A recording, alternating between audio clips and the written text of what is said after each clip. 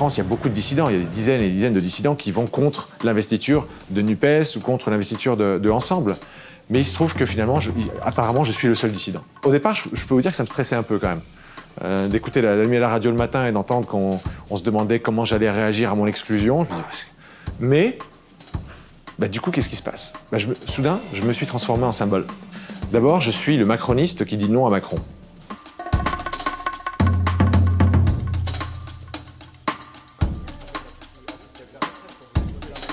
Bonjour Manuel Valls, ancien Premier ministre, ancien ministre de l'Intérieur. C'est votre grand rendez-vous. Le parti de la majorité présidentielle vous a investi dans la 5e circonscription des Français de l'étranger, au déplaisir d'ailleurs de l'actuel député sortant, Stéphane Vojetta, marcheur de la première heure, installé depuis 20 ans à Madrid.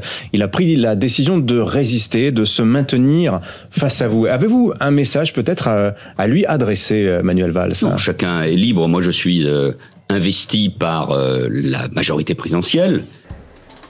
C'est vraiment la caricature de ce contre quoi beaucoup de gens comme moi ont décidé d'entrer en politique aux côtés d'Emmanuel Macron. Et c'est d'une raison d'autant plus valide pour résister et pour s'opposer à cette décision et qui valide donc ma décision de maintenir ma candidature. Ils n'ont pas besoin d'avoir un ancien Premier ministre ou un ancien président ou un ancien pape pour les représenter. Je pense qu'ils ont besoin d'avoir quelqu'un qui les comprend, qui les connaît, qui leur ressemble dans une certaine mesure.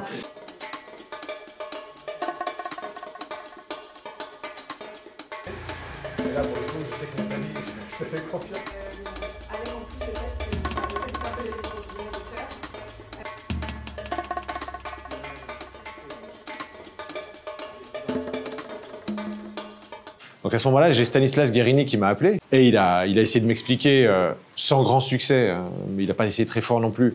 Et donc à un moment, il m'a demandé, effectivement, Stéphane, est-ce qu'il y a quelque chose qu'on peut faire ou dire pour que tu renonces à présenter ta candidature contre Manuel Valls? Je dis, non Stan, je lui ai déballé le même argumentaire que ce que je vous ai sorti, question de calcul électoral et de principe. Et à partir de là, moi, je peux pas transiger là-dessus. C'est pas parce que vous allez me faire miroiter un poste dans un cabinet à Paris ou même un rôle de suppléant de Manuel Valls ou je sais pas quoi. Moi, j'ai coupé court à tout ça, j'ai dit, n'essayez même pas.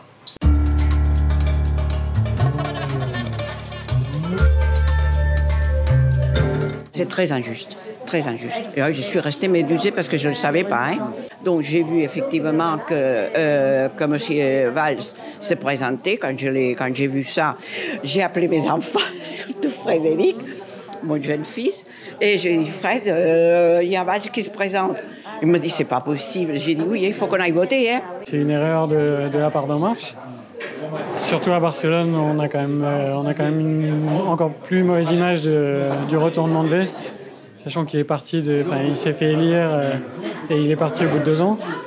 Donc, pour moi, c'est pas acceptable. C'est pas respecter l'ADN de La République En Marche, qui est un peu l'idée de porter le renouveau démocratique, l'écoute du terrain, la co-construction avec le terrain.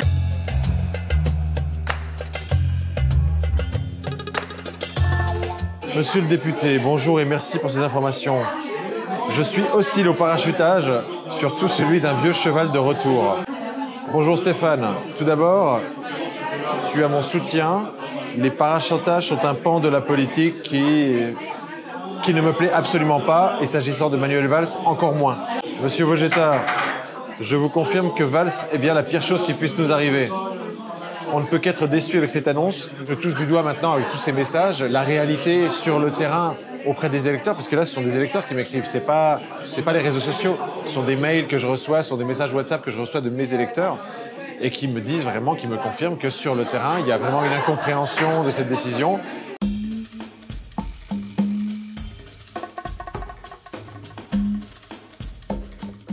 Moi, je suis né en Espagne il y a presque 60 ans. J'y ai vécu. Vous connaissez mes liens, ma double culture avec ce pays. Et au fond, vous savez, ma conception de la politique, c'est l'action. C'est l'engagement basé sur la légitimité du suffrage universel.